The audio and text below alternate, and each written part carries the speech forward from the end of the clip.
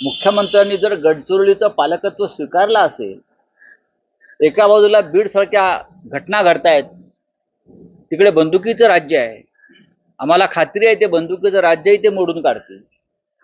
पण त्याने सुरुवात जर गडचिरोलीपासून केली आहे आणि बीडमध्ये येणार असेल तर त्यांचं कौतुक आम्ही जरूर करू.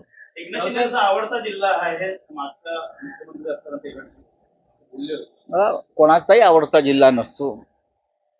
जमिनीत काय लागतंय आणि काय उगवतंय आणि काय पेरणी करून काय कापायला मिळतंय त्याच्यावरती तो आवडता जिल्हा असतो. मी अशी म्हणालो की देवेंद्र फडणवीस त्या जिल्ह्याला पोलाद सिटी बनवू इच्छितात मुख्यमंत्री.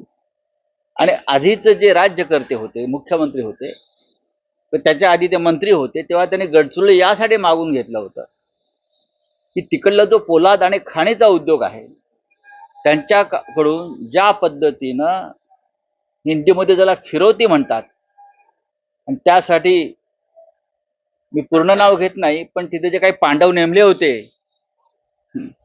पांडव ते कसं कौरवाचं काम करत होते हे महाराष्ट्राने पाहिलं आहे.